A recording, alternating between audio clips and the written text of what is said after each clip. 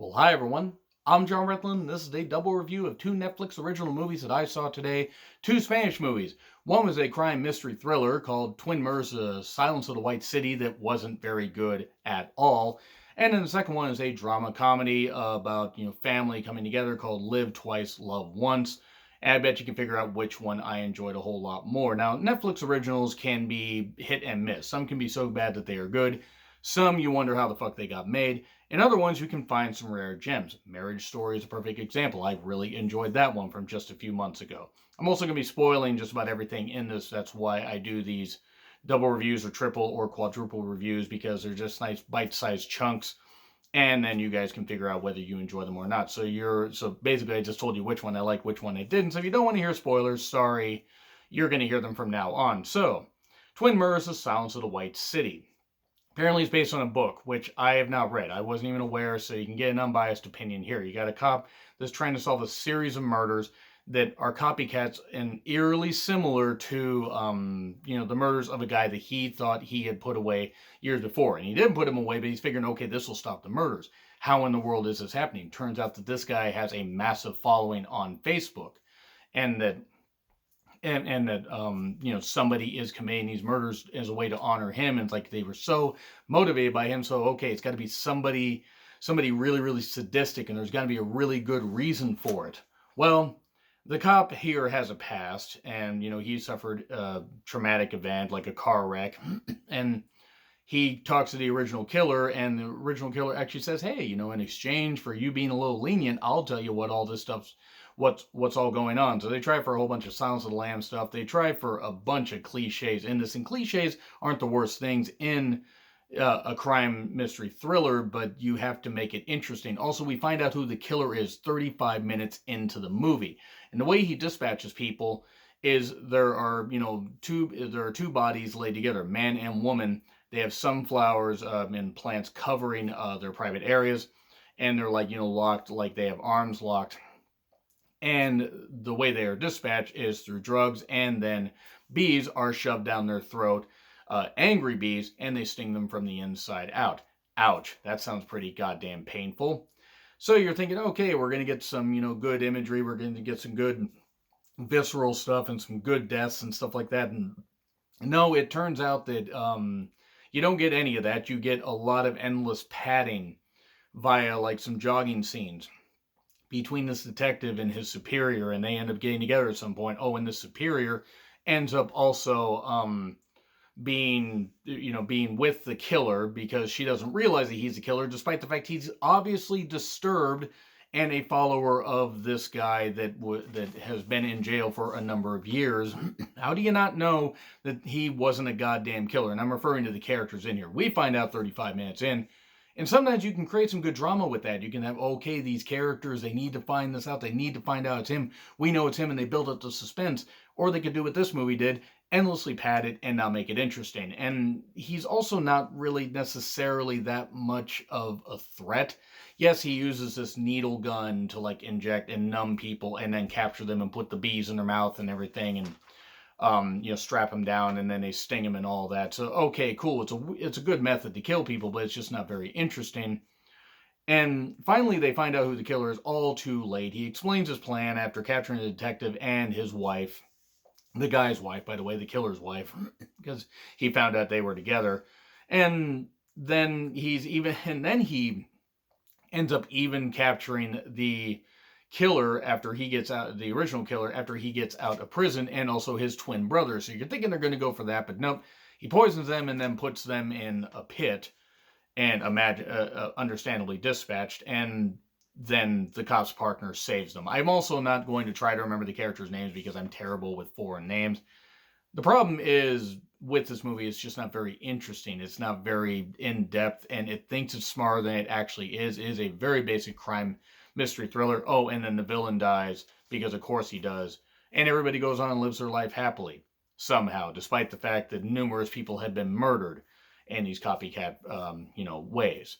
So really, I'm going to give it a D, because it had some nice cinematography, and the acting wasn't all that bad, but really it was just a basic movie. So D, absolutely.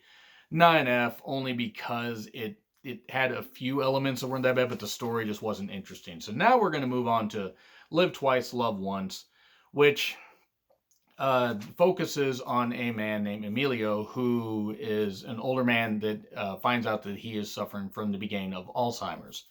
And he has his family. He has his daughter, granddaughter.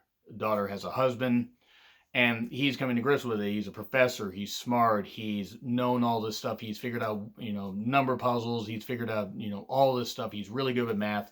He's a professor at a university, and he's really, really smart guy. And he can't come to grips with how this is happening to him. He doesn't understand why this is happening to him and that he can beat it, that he doesn't need help.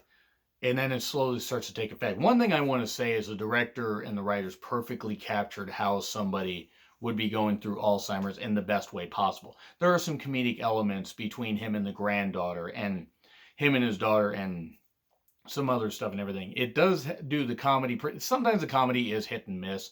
Other times it is not, other times it works. And then sometimes you're like, oh, okay, but that could just be, me not understanding Spanish comedy. That could just be what it comes down to.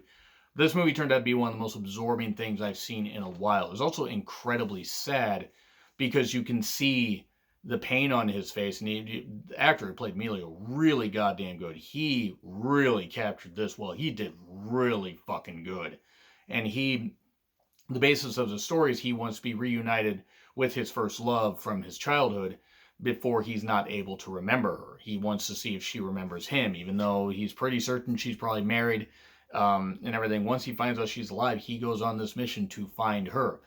And there's some stuff where he goes on with the granddaughter, but because he has Alzheimer's, he doesn't exactly understand, where he is at some points.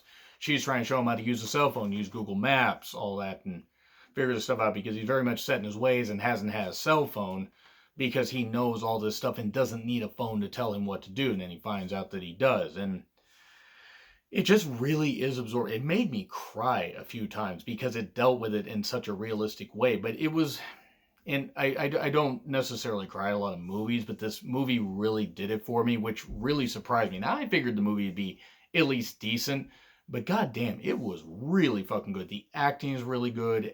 Every cast member, especially the main cast members, do really goddamn well.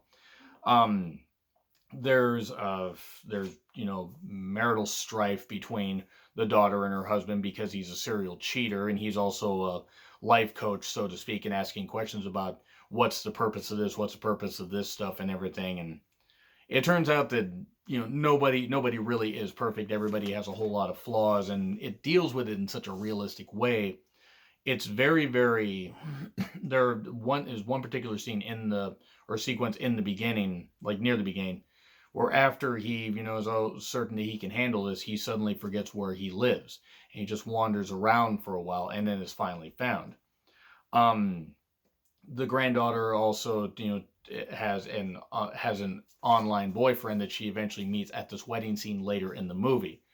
So he's trying to meet this older man's trying to meet, Emilio's trying to meet his long lost love. He finally does meet her.